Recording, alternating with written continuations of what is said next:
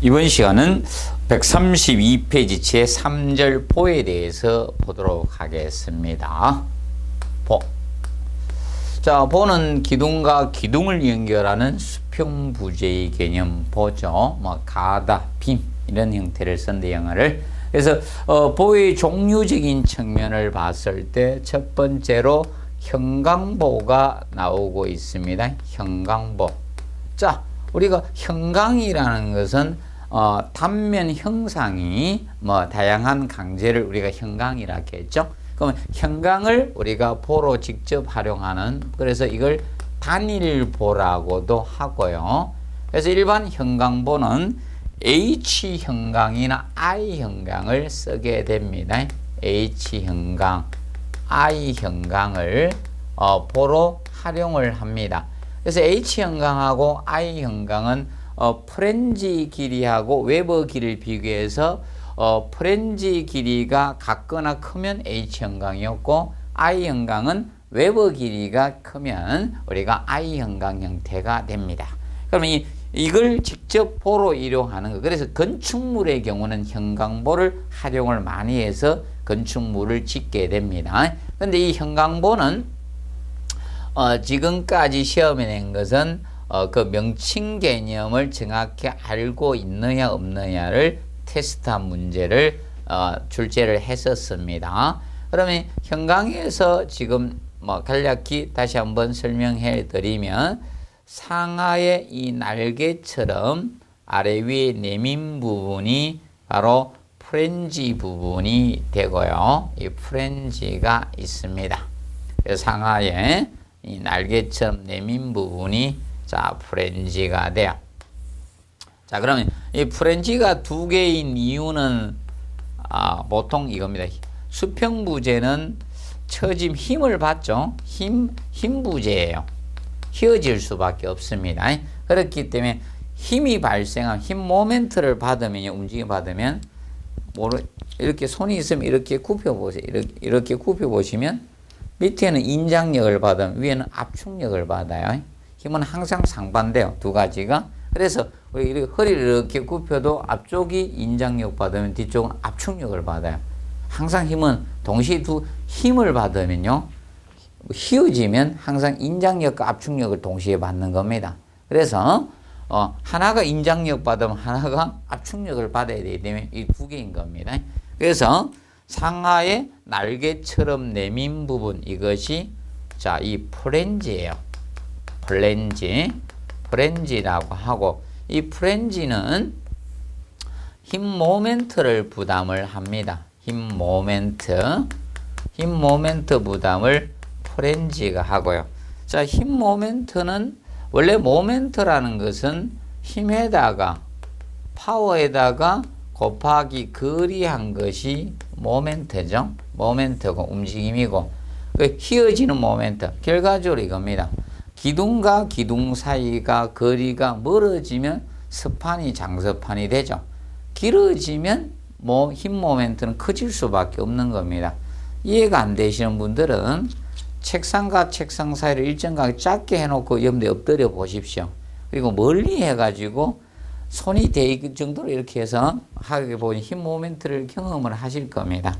자, 아니면 철봉 같은 거 이런 거 활용해도 돼, 평균대. 그럼 일반적으로 이렇게 보면 되죠. 우리가 이런 평균대가 있을 때 평균대에서 여기에 엎드린다고 가정을 합시다. 그러면 이렇게 엎드리게 되면 보통 드는데 이것이 멀어집니다. 이것이 간격이 이렇게 멀게 됐을 때, 여기 있고 여기 있으면, 만약에 사람이 여기 손잡고 여기 이제 머리 이렇게 했으면 여기 이제 팔로 이렇게 손잡고 이렇게 있다고 가정하겠습니다. 이렇게 되면 멀어지면요, 힘들어 죽습니다. 이 거리가 멀어지면 휘어지는 모멘트는 커지니까 엄청 받게 되죠. 그래서 힘에다 거리 곱한 게 모멘트고, 힘은 처지는 것은 이 거리가 걸어지면 많이 커지죠. 그래서 힘 모멘트를 부담하기 위해서 이 프렌지가 있는데, 그러면 얘는 무엇을 받는가 하면, 한쪽이 인장력 받으면 한쪽은 압축력을 받습니다. 그래서 인장력, 압축력. 그러면 얘가 인장력 받으면 얘가 압축력 받는 거고 서로 이런 형태. 그래서 이제 두 개의 프렌지가 있는 거예요. 두 가지가. 그리고 이제 이 수직재. 이 수직재를 우리가 웨버라고 합니다. 웨버라고 칭하고 수직재가. 상하의 날개처럼 내민 부분은 프렌지. 수직재가 웨버인데 웨버는 바로 이 전단력을 받습니다. 절단하려고 하는 전단력 부담을 우리가 하게 됩니다. 그러면 전단력이 작용이 되면 이 부재는 철이니까 탁 절단되지는 않고요. 이것이 굴절이 될 수 있죠. 힐 수가 있습니다. 그래서 여기에다가 이제 용접해서 이렇게 철판 강제를 대주는데 이것을 스티프너라고 합니다. 그래서 이제 스티프너가 웨버의 이 자굴 방지 목적으로 설치가 되는 거예요. 그래서 지금까지 시험은 이것을 언급해서 낸 겁니다.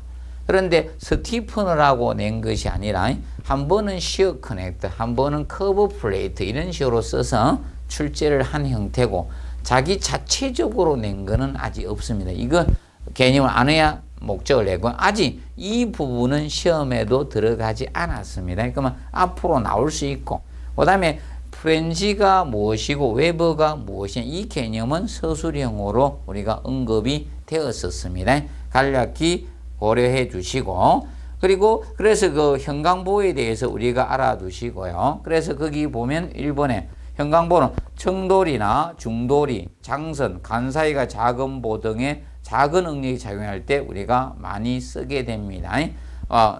그 간단히 보시고 그러면 거기 뭐 청돌이나 이제 중돌이, 장선, 간 사이가 작은 간 사이는 우리가 앞에서 배웠고 청돌이, 중돌이 이런 걸 다 설명해 주려 너무 길고요. 그래서 시험하고는 별로 관계가 없기 때문에 설명은 안 해드리도록 하겠습니다. 이거는 지붕틀을 설명해야 되기 때문에 그래서 보시고 그 다음에 보의 춤은 우리가 높이라 했죠. 유일하게 보에서 높이를 나타낼 때 춤이라 해서 춤은 보의 높이를 나타낼 때 쓰는 것이 바로 춤입니다. 춤, 보의 높이. 그래서 춤은 처짐을 고려해서 스팬의 20분에서 30분의 1 정도로 해줘야 된다. 그래서 이제 춤은 보통 춤이 높아야지 처짐에 최대한 저항할 수가 있습니다. 그래서 일정 이상 되어주라는 겁니다. 그리고 프렌지는 그래서 현강보의 단면에서 상하의 날개처럼 내민 부분이 프렌지고요. 그리고 웨버는 이 중앙 복부에서 배복제에서 이 복부 부분을 웨버라고 칭합니다. 그래서 이제 복부제라고 칭하는 거 나왔는데 그 복부제에 대한 설명은 이 철골에서 복부제는 이 두 가지를 합쳐서 보통 복부제라고 합니다.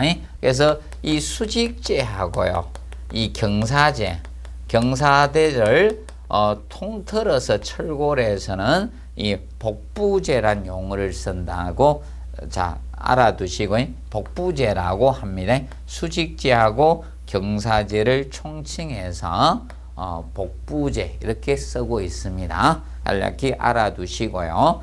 그 다음에 그래서 이 웨버는 전단력 부담을 한다. 근데 이제 결과적으로 이제 전단력에 의해서 웨버가 자굴 생길 수 있으니 그때 스티프너를 보강해 준다. 그러면 스티프너는 바로 전단력 보강 개념으로 쓰이는 거예요. 전단력 보강 개념으로 되어주는 게 스티프너라고 보시면 되겠습니다.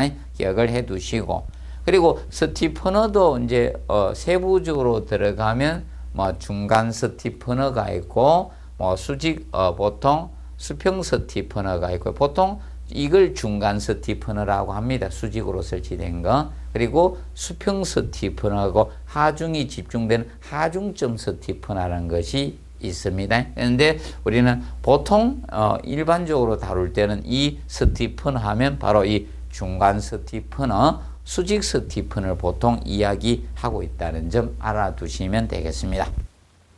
그리고 2번에 플레이트 거드 판보의 개념이 나와요. 판보. 이 판보, 자, 영어로 플레이트 거드입니다. 근데 이 플레이트 거드라고 영어로 쓸 수는 없기 때문에 그 영어를 한글로 아마 쓰게 될 겁니다. 그래서 이 판은 플레이트를 쓸 것이고, 플레이트. 거드가 본데, 이 거드는 보통 일반적으로 보통 이 큰 볼을 나타낼 때 거드를 보통 씁니다. 거드. 보는 뭐 빔도 본데 빔은 보통 작은 볼을 나타낼 때 우리가 쓰는 거고요. 근데 이 거드를 그냥 이렇게 볼하고 써서 아마 낼 겁니다. 플레이트 볼 이런 형태로. 여기에 교수의 특징이 한글과 영어를 합성하는 용어를 많이 쓰는 경우가 높습니다. 애매할 때는. 그래서 거드는 직접 쓰는 것보다 아마 볼을 쓰는 형태로 아마 언급이 될 겁니다. 자, 그러면 일반적으로 이거는 판을 갖다 이 플레이트, 이 강판을 그래서 크게 해서 만들어 쓸 때입니다. 그래서 이거는 보통 판보는 건축물보다 교량의 보로 많이 활용이 된다 이렇게 보시면 돼. 그래서 이제 교량은 보통 건축물에는 사람이나 이제 적재되는 것들이 보통 사람이나 뭐 가구라든지 뭐 있죠 이런 것들이 적재되지만. 자, 이 교량에는 보통 뭐 덤프 트럭이나 기차 이런 가장 무거운 짐들이 많이 운반이 되고 있기 때문에 이 강판을 그래서 이 플레이트 굉장히 볼을 크게 만드는 거예요. 그러면 볼을 조립보 형태로 크게 만드는 교량에 그래서 프렌지 플레이트, 웨브 플레이트 이 강판을 가지고 용접이나 조립을 해서 굉장히 크게 만드는 거예요. 이 부분은 이렇게 용접으로 처리할 수도 있고요. 아니면 여기에다가 현강을 이렇게 돼가지고 현강을 이런 식으로 돼서 여기에 고장력 볼트나 리베팅 해가지고 이렇게 조립해서 만드는 경우가 있습니다. 이렇게 막 여기 이렇게 해서 크게 이렇게 이 고장력, 최근에는 고장력 볼트로 많이 하고요. 옛날에는 무엇으로 했는가? 리벳으로 했어요. 리벳 접합을 했는데 이걸로 접합하는 거야. 이렇게 접합해서 굉장히 큰 볼을 만드는 것이 판보예요. 판보. 그러면 판보는 동일해요. 현강보와 같이 프렌지 플레이트 이것이 힘 모멘트 부담하고 웨브 플레이트가 전단력 부담하고 스티프너 동일하게 우리가 대줍니다.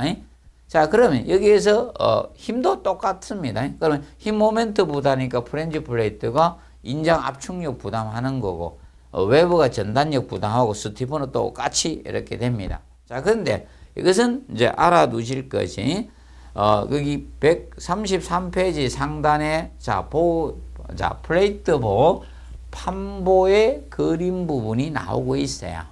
거기에서 밑에 그림에 보시면 커브 플레이트가 나오고 있어요.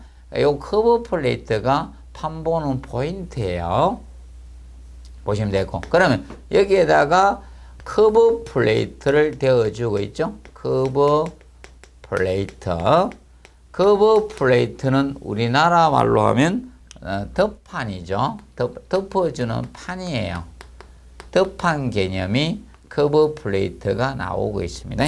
그러면 커브 플레이트는 보통 프렌지 플레이트가 힘 모멘트를 부담하니까 바로 이 프렌지 힘 모멘트 보강입니다. 보강 이걸 뭐 다르게 뭐 힘 보강 또는 힘 내력 보강이라고도 해요. 힘 내력 보강 이렇게 칭하기도 하고. 그래서 프렌지 힘 모멘트 보강을 위해서 더 떼어주는 판이죠. 설치하는 판이에요. 강판이에요. 판. 이것을 커브 플레이트라고 칭합니다. 커브 플레이트 기억하시고. 자, 그래서 한 번은 저렇게 커브 플레이트는 외부의 자굴 방지 목적으로 쓴다. 이렇게 해서 언급이 되었었습니다. 지문이. 그래서 앞으로는 커브 플레이트에서 정확히 알아두시고요. 그리고 커브 플레이트는 그렇다고 너무 많이 쓸 수는 없습니다. 그래서 최대는 4장 이하로 우리가 써야 돼요. 최대가 4장이에요. 4장을 넘어서는 안 되고 단면적은 프렌지 단면적의 70% 이하로 쓰셔야 됩니다. 너무 많이 우리가 해서는 안 된다는 측면을 우리가 알아두시면 되고, 자, 그래서 판보에 대해서 정확히 알 때는 요 커버 플레이트 부분을 정확히 우리가 설정을 해 두시기 바랍니다. 봐두시고, 그 다음에 페이지 133페이지에 보시면 거기에 그래서 스티퍼너 개념은 이야기 드렸고 똑같습니다. 그리고 데크 플레이트란 용어가 나오고 있는데, 데크 플레이트. 자, 데크 플레이트는 골모양의 홈을 가진 철판 재료입니다. 자, 왜 판을 데크 굽혔을까요? 다른 거 아니죠. 그냥 판을 쓰면 약해요. 이런 판은 약해요. 그래서 여러분이 적어 보시면 돼요.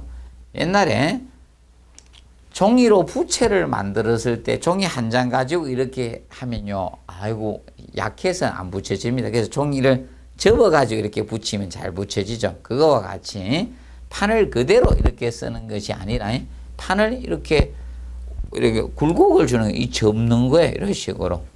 그러면 힘이 좋아집니다. 판을 접어가 있으면요. 그래서 이 골모양을 가진 이 판을 만드는 거예요. 자, 이렇게 만들면 보통 기둥이나 보는 이렇게 형광보나 이런 걸 써서 이제 조립을 했어요. 조립을 했는데, 바닥판을 만들어야 되는데, 바닥판 만들면 콘크리트 쳐야 될 거 아닙니까? 그래서 이 데크 플레이트를 치는 거예요. 만드는 거예요. 그러면 이것만 해도 밑에 안 해도 튼튼한 거예요. 그래서 이 데크 플레이트를, 이 플레이트를 대고 여기에다가 바닥판 공사를 하는 거예요. 여기에다가 바닥판 슬래브를 만드는 거예요. 슬래브를 만들면 별도로 거푸집 없이도 얘가 거푸집 역할을 하는 거예요. 그래서 이 데크 플레이트를 쓰는 거예요. 그래서 이 데크 플레이트가 바로 거푸집 역할을 우리가 하는 거예요. 이 바닥판에 이 거푸집 역할을 하는 겁니다. 거푸집 역할을 하는, 그래서 바닥판과 연관이 있다, 이 데크 플레이트는. 그러면 이렇게 골 모양의 판을 딱 접어서 하면 하중을 많이 받을 수 있거든요. 그래서 이렇게 직접 우리가 사용을 우리가 하는 거예요. 그래서 이 데크 플레이트적인 측면은, 자, 바닥판에서 거푸집 역할을 한다. 이 골 모양을 가진 강판 재료가 데크 플레이트가 됩니다. 기억을 해 놓으시고요. 그 다음에 텀버클. 자, 이 텀버클의 개념은 우리가 허리띠도 버클이라 하죠. 그러면 이 텀버클은 인장재를 조이는 기구가 턴버클 개념이 됩니다. 인장재를 조이는 기구입니다. 인장재를 조이는 기구. 그러면 턴버클 개념은, 자, 이런 형태라고 보시면 되겠습니다. 예, 보통 저기 부분에 많이 좋아줍니다. 대각선으로 이렇게 우리가 할 때 많이 이 가세 용도를 이 볼트를 쓸 때, 일반 철제 가지고 쓸 때, 그러면 여기에서 그런 강제가 이렇게 오게 되면 여기 이제 순하사산이 이렇게 있어요. 이렇게 있고, 이렇게 있으면 지금 현재 이 인장재를 갖다 조일 때, 그러면 이것을 돌리게 되면 좋아졌다, 풀어졌다 이렇게 합니다. 그래서 이것이 텀버클이에요. 그래서 텀버클은 간단히 이야기하면 인장재를 조이는 기구입니다. 텀버클은 인장재를 조이는 기구입니다. 조이는 기구. 조이다 풀었다는 기구가 턴버클 개념이 됩니다. 그래서 이거는 압축제하고 관계 있는 게 아니고 잡아당길 때 쓰는 형태의 버클이라고 보시면 되고, 그 다음에 참고사항에 시어 커넥터 전단 연결재가 나옵니다. 콘크리트 슬래브하고 철거부의 프렌지를 일치화시켜 주는데 쓰는 거예요. 자, 그러면 자, 콘크리트 슬래브가 이렇게 있어요. 슬래브가 있는데, 슬래브가 있고요. 그 다음 밑에 형광보가 있으면 자, 보가 이렇게 철골보가 놓여집니다. 이런 식으로 철골보가 있습니다. 그러면 철골보 위에 슬래브를 그냥 얹어 놓으면 활동을 할 수 있죠. 이동될 수 있기 때문에 자, 이 철골보의 프렌지 부분하고 이렇게 우리가 연결을 해 줘야 됩니다. 그래서 이제 이 슬래버가 있고요. 슬래버가 있고 여기 철골보가 있습니다. 철골보가 있을 때 이 프렌지하고 이 두 가지를 연결을 우리가 해 주셔야 됩니다. 연결을 우리가 해 주게 되는데 그래서 이 부분이 됩니다. 이 부분. 그래서 이렇게 보면 그래서 요 연결재 연결 철물이죠. 보통 이 스투트 볼트 가지고 많이 활용합니다. 스투트 볼트를 쓰는데 그래서 이것이 바로 자 시어 영어로는 시어 커넥터고요. 우리나라 말로는 시어가 전단이죠. 전단 연결재예요. 우리나라 말로는 전단 연결재고요. 그래서 기억을 해 놓으시고요. 그래서 대부분 이 스투트 볼트 가지고 이걸 써요. 이 스투트 볼트가 있습니다.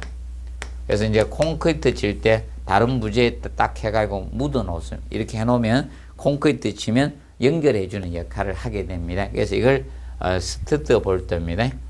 제 선배님 모 박사님이 한번 실수해서 스투트 볼트 생각 안 하고 피복도 길이를 생각 안 하고 해서 요걸 바가지로 얻어먹어 재설계 해줬다 하던데 현장에서 요걸 해가지고 이거 생각 안 하고 피복 두께 결정해가지고 피복 두께가 얼마 안 돼서 많은 욕을 얻어먹었답니다.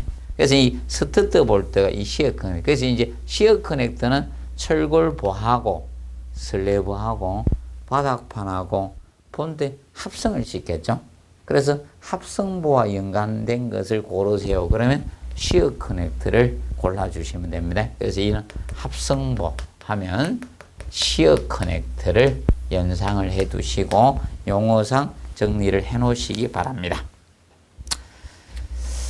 이제 그 다음에 뭐 3번에 트러스보나 뭐 거기 보시면 레티스보 이런 거 나오는데 뭐 이런 거는 꼭 뭐 외우실 필요는 없고요. 뭐 간단히만 한번 알아두세요. 그래서 뭐 레티스보는 뭐 간 사이가 클 때 우리가 짜서 이제 구성하는 게 레티스보가 있습니다. 그래서 보를 만들 때 상현재, 하현재, 경사재 해가 가재가 이렇게 보를 짜서 만드는 형태가 레티스보가 있습니다. 레티스보. 그래서 보통 레티스보 때는 쪼mat한 건데 쉽게 이야기하면 저런 경우 여러분들이 레티스 작게 만들어서 부재는 저걸 보시면 돼요. 우리가 지하철 같은 데서 육상에 나왔을 때 육상에 보시면 서울 같은 경우 선로가 많거든요. 그래서 위에 지나가 전기를 공급해야 되는 게 옆으로 길게 보를 만들잖아요. 그게 일반적으로 작게 만든 레티스보 형태로 보시면 됩니다. 한번 많이 관심 깊게 보신 분들은 많이 봤을 겁니다. 그래서 지하철이 전기로 가다 보니까 위에 가로지르는 크게 만들 수는 없으니까 작은 부재 가지고 만드는 거기 레티스보입니다. 그러면 지하철이 많이 지나가다 보니까 이 기둥 세우고 이 간 사이가 길어지거든요. 그래서 그 작은 보 형태 그게 레티스보입니다. 근데 여러분들은 보셨는데도 거의 잘 안 볼 겁니다. 휴대폰 보고 있다 보니까. 그래서 그거고 그 다음에 거기 5번에 허니콤보가 나옵니다. 허니콤보. 허니콤보는 일반적으로 외부에 구멍이 있는 보예요. 외부에. 그래서 외부에 구멍을 만들어 놨어요. 그러면 측면에서 보게 되면 이렇게 되겠죠. 측면에서 봤을 때 볼을 측면에서 보면 프렌지가 이렇게 두께만큼 위에 가고 밑에 프렌지가 이렇게 가고 있을 거 아닙니까? 옆에서 이렇게 바라봤으니까 이 프렌지가 보이고 프렌지가 보고 외부가 이렇게 판으로 보일 거 아닙니까? 이런 상태에서 여기 구멍을 만드는 게 외부 부분에 뭐 네모로 할 수도 있고 아니면 다양하게 만듭니다. 구멍은. 이런 식으로 이렇게 구멍을 만들 수 있는 거죠. 외부 부분에 이렇게 구멍을 뚫어 놓은 거예요. 이런 식으로. 일정 간격으로 외부에 이렇게 구멍을 만들어 놓은 거면, 그럼 이 구멍 사이로, 자, 이 슬비 있죠? 뭐, 배관이나 닥터 같은 게 이렇게 지나갈 수 있죠. 그래서 이 건축 설비에 이 배관이나 이런 거 할 때 유리한 것이 허니컴보가 됩니다. 그래서 설비상 유리한 것이 됩니다. 그런데 전단력이 크면 보강을 해줘야 돼요. 왜냐하면 외부에 구멍을 뚫죠. 외부가 담당하는 게 전단력이 있는데 여기다 구멍을 뚫어놨기 때문에 보강을 우리가 해줘야 되는 겁니다. 그래서 설비 배관상 유리함보 하면 허니컴보가 기억나 주시면 됩니다. 그리고 6번에 하이브리드 빔, 하이브리드 보에 보시면, 자, 이거는 용접 H 형광입니다. 형광을 만들, 용접해서 H 형광을 만드는 거예요. 자, 이 일반적으로 프렌지 부분하고 외부 부분의 강제의 재질을 다르게 한 겁니다. 자, 그럼 여러분이 이걸 기억하시면 된다. 보는 힘 부재다. 힘 모멘트를 부담하는 것을 좋은 걸 써주면 되죠. 그래서 이거는 고강도 강제, 프렌지는 고강도 강제를 쓰는 거예요. 고강도 강제를 쓰고 외부를 일반 강제 쓴 겁니다. 저강도. 이거는 일반 강제를 사용한 겁니다. 그래서 이 부분을 용접해서 만든 거예요. 용접, 조립하면 안 되고 용접 H 형광입니다. 그래서 두 개, 외부와 프렌지의 강제를 다른 걸 쓴 건데 명심하자. 외부 부분은 쓰면 안 돼요. 일반 저강도 강제를 쓴 겁니다. 저강도 강제를 쓰고 이 프렌지 부분을 고강도 강제를 쓴 겁니다. 이것을 명심해 두십시오. 두 재료를 다 고강도 재료를 쓴 것이 하이브리드 빔보가 아니라는 측면을 기억하시고, 그 다음에 주각의 구성부재. 주각이란 것은 기둥과 기초가 맞닿아서 응력 전달하는 부분을 우리가 주각이라고 하죠. 기둥의 응력, 기초로 전달하는 부분을 주각이라고 합니다. 그래서 이제 주각과 관련된 것은 베이스 플레이트, 앵커 볼트, 이 두 가지가 중요하다고 보시면 된다. 왜 그런가 하면 앞에서 우리가 플레이트를 많이 봤잖아요. 커브 플레이트도 봤고, 우리가 앞에서 데크 플레이트 이런 걸 봤기 때문에 우리가 이 플레이트에서는 베이스 플레이트에 대해서 알아두시고, 그래서 보통 기초 콘크리트하고 기초와 연결하는 그 밑에 밑판, 기초판을 판의 역할을 하는 것이 바로 베이스 플레이트죠. 그래서 이 베이스 플레이트가 있고 앵커 볼트. 앵커 볼트는 여러분들이 제가 신호등에서 자주 보시라고 했는데, 신호등 개념. 그 신호등은 여기 보시면 위에는 철골이고 밑에가 콘크리트잖아요. 그때 우리가 밑에 콘크리트 칠 때 미리 매입해 놓은 볼트거든요. 사실 밑에 기초 콘크리트가 있고요. 밑에 기초 콘크리트가 있는 상황에서, 자, 위에 베이스 플레이트가 있겠죠. 여기 베이스 플레이트가 있을 거고, 베이스 플레이트가 있는데, 이때 이 안에 미리 이 베이스 플레이트를 하기 위해서 밑에다가 볼트를 갖다가 매립을 해놔야지 조립할 거 아닙니까? 그래서 이 콘크리트 내부에 이 볼트를 미리 매입을 해놔요. 매입을 하고 기초 콘크리트를 치게 돼요. 그럼 여기 이제 구멍이 이렇게 위에 이제 볼트를 이렇게 쪼아주면 되잖아요. 그럼 이 베이스, 결과적으로 기초 콘크리트하고 베이스 플레이트 이 두 가지를 접합하는 게 앵커 볼트입니다. 이 앵커 볼트가 되는 거예요. 그래서 이렇게 해서 우리가 보통 이 쪼아주게 되는 거죠. 그래서 여기 미리 매입해 놓은 볼트입니다. 이것이 앵커 볼트예요. 앵커 볼트. 그래서 이제 신호등에 보세요. 신호등 상부하고 밑에 콘크리트 접합하기 위해서 미리 매입해 놓은 볼트입니다. 이것이 앵커 볼트가 됩니다. 그래서 그 측면을 알아두시고, 앵글은 그냥 억지로 외우실 필요는 없습니다. 어떤 역할 앵글이 옆에 있느냐, 어느 위치에 있느냐에 따라서 앵글 명칭은 되고요. 그래서 그런 부분에 대해서 봐두십시오. 그래서 밑에 그림 보시면서, 자, 베이스 플레이트하고 앵커 볼트. 자, 이렇게. 그래서 그 레티스 나오죠. 기둥 만드는 형태, 이렇게. 그래서, 이 지하철 이 국선 위에 나왔을 때 전철이라든지 이런 거지 위에 그 하는 것이 레티스 형태입니다. 레티스 기둥세어가 볼을 레티스 형태로 많이 하고 있는 겁니다. 보시고 그 다음에 그래서 이제 혹시 이건 시험에 나온 다음 중 주각과 관련 없는 요소를 찾아서 이런 유형이 혹시 나올 수 있어요. 그럴 경우는 우리가 알아두실 것이 아까 했던 우리 앞전에 공부했던 부분을 가지고 다룰 수 있어요. 그래서 뭐 웨버라든지 뭐 프렌지 아니면 커버 플레이트, 스티프너, 시어 커넥터, 데크 플레이트 이런 부분 가지고 언급을 할 수가 있으니까 그런 개념을 좀 정리해 놓으시면 됩니다. 그리고 이제 4절 내하 피복, 이 4절 내하 피복적인 측면에서 우리가 봐둘 거는 지금까지 시험은 실수로 8회 때 한번 언급이 됐었고요. 그리고 한번 딱 나왔습니다. 11회 이후에 나온 것은 원래 철골 구조가 시험 범위에 들어간 것은 11회 때 들어갔거든요. 11회부터 그 이후에는 한번 나왔고요. 종류가 나왔습니다. 내하 피복의 종류. 전반적인 것을 냈던 것은 바로 8회 때 출제를 했었습니다. 그때는 시험 범위가 아니라서 모두 정답이 되었고요. 그러면 내하 피복 개념은 이겁니다. 이 철골 구조는 내하 구조가 아니잖아요. 철골 구조는 자체적으로 내하 구조가 될 수는 없죠. 자체적으로 내하 구조가 될 수는 없습니다. 내하 구조는 아니에요. 왜냐하면 내하성이 떨어지죠. 이 철골은 보통 900도 철은 900도씨 이상 하재 온도에 도달되면 하재 온도가 강도가 제로 상태가 돼요.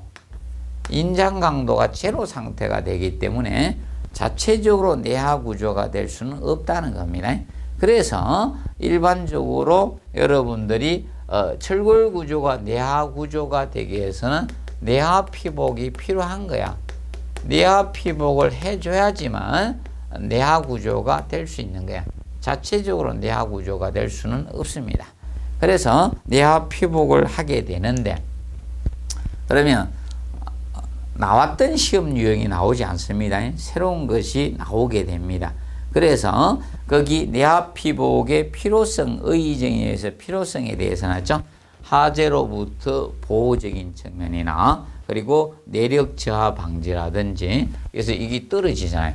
500에서 500도씨 전후되면 대략 5, 600도 사이 되면 강도가 2분의 1이 뚝 떨어지거든요. 그래서 그런적인 측면 그리고 안정성 확보나 이 철골의 변형 방지 이런 목적으로 이 내하 피복을 우리가 해주게 되는데 거기서 내하 피복 2번 보시면 나와요. 2번 내하 피복 앞으로 대비하기 위해서 한 겁니다.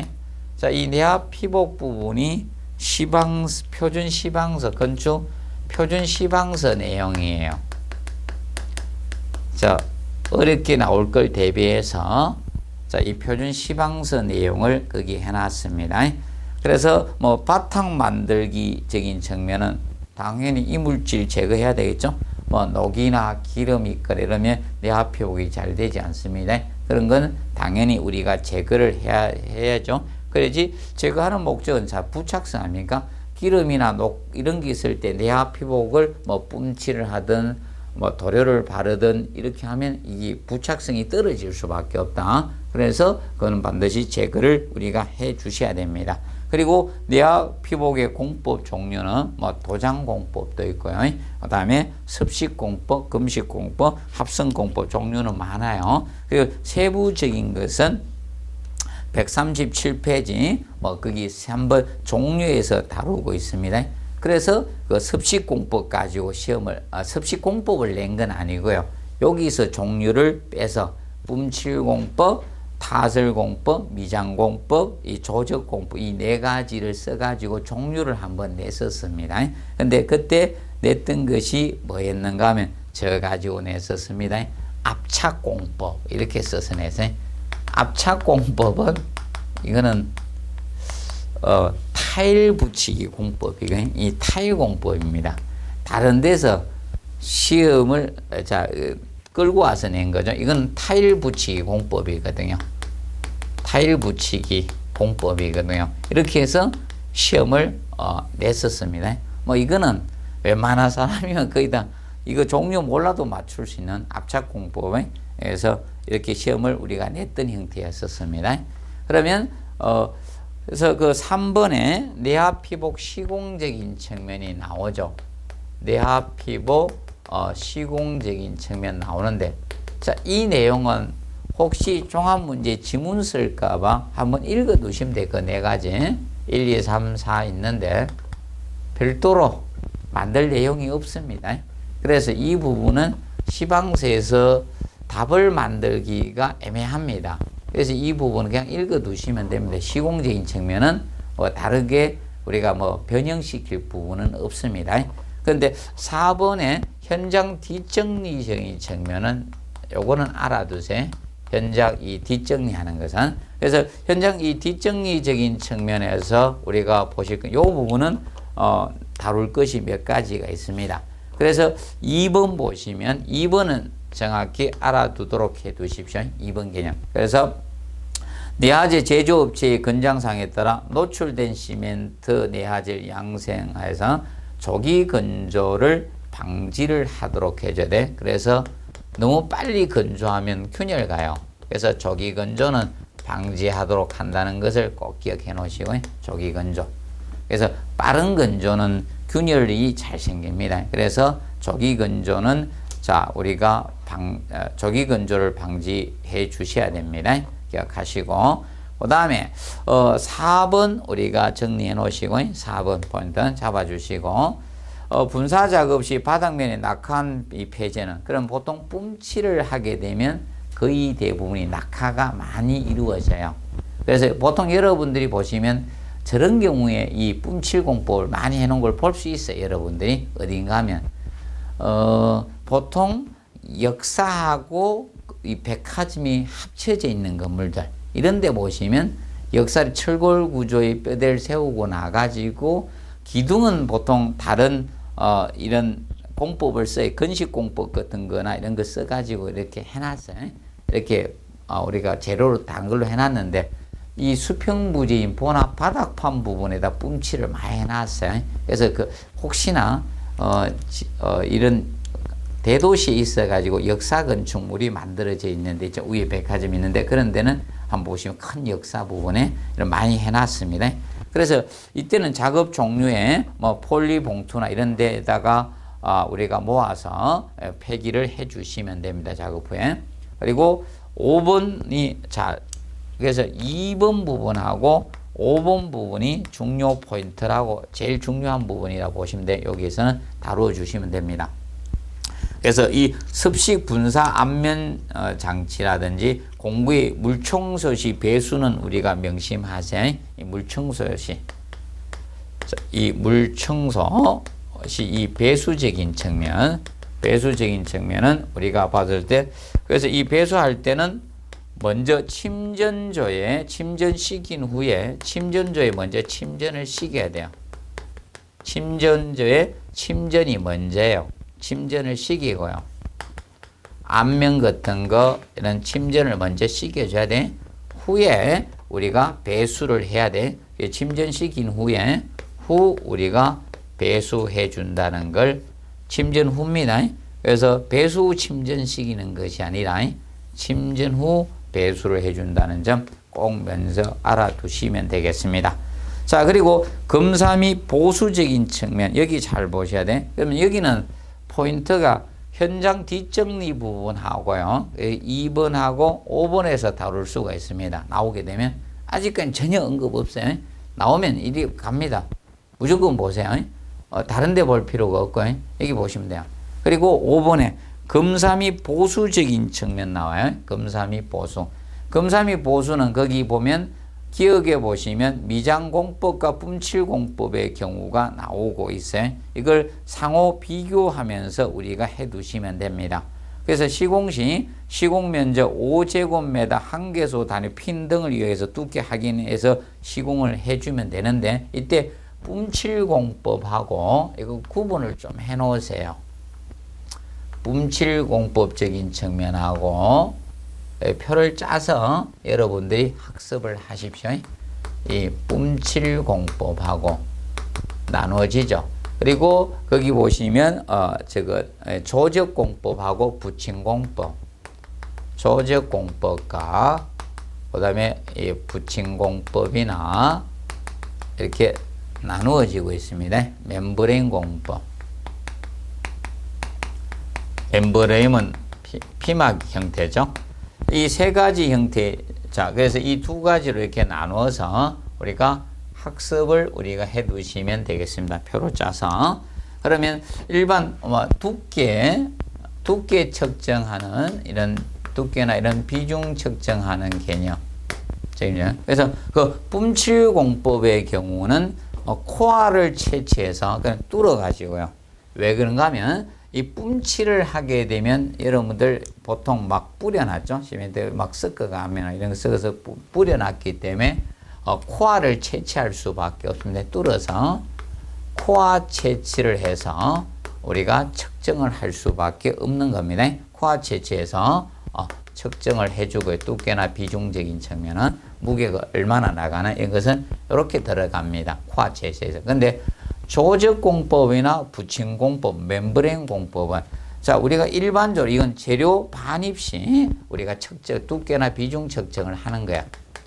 이거는 재료 반입 시 하는 거고, 이거는 공사 다 하고 나서 코알을 뚫어 가지고 채취해서 할 수밖에 없다. 왜? 뿜칠은 인간의 의도에 따라 두께를 조절할 수는 없잖아요. 그렇다 보니까 정확히 할 수가 없거든요. 그래서 직접 뚫어 가지고 할 수밖에 없습니다. 그래서 구분해 놓으세요. 구분해 놓으시고, 그 다음에 측정 빈도적인 측면, 측정 빈도는 얼마큼 측정할 것인가? 그러면 기본적으로 같습니다. 각 층 바닥, 각 층마다 우리가 실시해 줘야 돼. 각 층마다 하면서, 그리고 바닥 면적이 크면 바닥 면적 1500제곱미터당 바닥 면적이 1500제곱미터. 여기에서 1회 하시면 돼. 이놈은 1회 하시면 되는데, 자 동일합니다. 그러면 조적 공법, 붙임 공법, 멤브레인 공법도 자 이 각 층마다 하고요. 각 층마다 바닥 면적 1500제곱미터, 1500제곱미터마다 우리가 1회 하시면 됩니다. 자, 그런데 일반적으로 그 1회 할 때, 이때 1회 할 때 얼마나 하느냐? 그래서 몇 개를 우리가 할 것인가? 1회를 검사를 할 때. 그 1회에 요거는 헬스에 5개를 합니다. 5개를 하고, 요거는 1회 할 때 3개가 기본입니다. 3개. 3개입니다. 요거는 5개고, 요거는 3개입니다. 3개. 변을 해서 한다는 점 기억하시고. 근데 1500제곱미터 미만 될 때는 동일하죠. 그래서 그거는 별 다룰 필요는 없고, 동일하기 때문에. 그래서 이 뿜칠 공법과 이런 조적 공법, 붙임 멤브레인 공법을 할 때 차이점을 정확히 여러분들이 학습을 해 놓으십시오. 그래서 두께 비중은 요거는 코알 채취해서 측정하고, 요거 재료 반입 시 우리가 측정을 해서 우리가 해 주시면 돼. 그리고 이래 하는 개수 차이가 있다는 거, 그 측면을 구분 좀 해 두시기 바랍니다. 미만의 경우는 우리가 2회 이상으로 해주면 되기 때문에 별 차이가 없습니다. 그래서 구분을 해 두시고, 그 다음에 2번에 보시면 페이지 137ペ 2번에 불합격의 경우는 덧뿜칠 또는 재시공 보수해 주시면 되죠. 불합격 뚫어가지고 제대로 안 나왔다는 거예요. 코알 채취했는데 불합격이다. 이거는 재료 반입 시 불합격이니까 대부분 반출하고 새로운 재료 가져오면 되죠. 근데 이 뿜칠을 했을 때는 코알 채취해가지고 합격 불합격을 여부해야 되니까, 그래서 그 경우는 그렇게 해주시면 보수해 주시면 되고, 그 다음에 3번은 잘 정리해 놓으시면 상대 습도 70% 초과입니다. 상대 습도 70% 초과의 조건에서 내화 피복지 내부에 있는 강제 지속적 부식이 진행되고 습도에 유의를 해줘야 되는 퍼센트는 상대 습도 70% 초과입니다. 자, 그래서 우리가 저거하고 혼돈하면 안 돼요. 앞에 우리가 도장을 할 때 습도 안 해야 되는 그 기준하고 혼돈을 줘서는 안 됩니다. 거기에서는 85%였죠. 85% 초과의 개념이었고 여기서는 70% 초과입니다. 조건. 요거 혼돈하지 않도록 좀 주의를 해 주시기 바랍니다. 명심하세요. 아까 도장 우리가 다시 한번 혹시나 혼돈이 있을까봐 가서 한번 보고 오도록 하겠습니다. 우리가 131페이지에서 환경 기상적인 측면에서 다뤘던 거예요. 그때 연습도 85%입니다. 자, 그러면 교수님도 이런 걸 잘 봐요. 만들 걸. 왜냐하면 근거 사유를 좀 써야 되니까 문장을 만들 수 있는 데서 만든다는 거죠. 아무리 시방서라도 아무 문장에서 막 답을 만들고 이런 유형은 아니다. 그래서 그걸 보시면서 우리가 시방선 잘 읽으시면요 됩니다. 그래서 여러분들 혹시나 우리가 배우지 않는 시방서가 너무 두껍기 때문에 1900페이지가 넘기 때문에 그래서 지문 나오면 꼼꼼히 읽어보시면 답될 때가 보입니다. 보통 국어를 잘 하시더라도 답을 잘 찾을 수가 있습니다. 그래서 그걸 봐두도록 해두시고 그 다음에 이제 거기 이제 세 번째 이제 종류 개념이 나오는데 종류는 현재 우리가 보실 때 이미 한번 뿜칠공법의 종류 개념이 아닌 것 해서 압착공법을 답으로 하고 이렇게 출제했기 때문에 종류적인 측면은 그래서 이제 섭식공법 개념을 정확히 한번 봐두세요. 섭식공법은 뿜칠공법 그리고 타설공법, 미장공법, 조정공법 네 가지가 섭식공법입니다. 다들 무엇을 해야 되는가 하면 물을 사용하는 게 섭식공법이죠. 그래서 이제 섭식공법은 가장 많이 하고 있는 것이 대부분으로 그 뿜칠공법 형태를 많이 하고 있습니다. 뿜칠공법. 그래서 뿜칠공법은 우리가 알아두실 것이 보통 시공은 용이해요. 공사하기는 편하지만 보통 뿌리다 보니까 재료의 손실률이 많은 것이 특징일 수밖에 없습니다. 그리고 피복 두께 일정 애매해요. 이거 막 코아 채취를 각 층마다 바닥 면적도 1회에 보통 1회를 하는데 그때 5개 구멍을 뚫어야 되거든요. 해서 하는데 근데 재수 없이 뚫은 데는 다 피복 두개 되는데 뚫었다는 겁니다. 근데 안 뚫은 데가 얇을 수도 있거든요. 그렇기 때문에 그게 애매합니다. 그래서 이 피복 두께 유지가 조금 어려운 이런 단점적인 측면을 가지고 있습니다. 손실률 크다는 이런 단점. 그 정도 우리가 좀 보아두시고, 그 다음에 이제 나는 어떤 일이 있어도 좀 깊게 들어가도 좀 맞춰야 되겠다. 이런 분들은 합성공법에서 이종재료 적층공법이 있고 종입니다. 종류가 다른 재료. 이질재료 접합공법이 있어요. 두 가지가 혼돈하지 않도록 정확히 학습을 조금 해 놓으시기 바랍니다. 들어가지는 않을 것 같은데 혹시나 나는 시설계로에서 점수를 많이 받아야 되는 분들은 혹시 이종 재료 여기서 헷갈리면 돼. 이종 재료 적층이고요. 이질 재료 접합입니다. 그래서 이질입니다. 접합은. 그래서 그거 정확히 구분 좀 해서 해 두시면 되겠습니다. 그리고 그래서 이번 시간은 제3절 보호 부분하고 제4절 내하 피복 부분에 대해서 수업을 우리가 다루었습니다. 그래서 여기에 대해서 잘 정리하시고 올해는 난이도가 혹시 조금 어렵게 나오면 내하 피복의 표준 시방서 부분에 들어갈 가능성도 좀 있습니다. 쉽게 나오면 제3절에서 아마 한 문제를 낼 것 같고요. 이제 난이도가 조금 어렵게 하면 아마 4절 내하 피복 쪽으로 가지 않겠느냐 이렇게 봅니다. 그래서 그렇게 마무리 거기서 정리를 하시고요. 이번 시간은 여기에서 마치도록 하겠습니다. 수고하셨습니다.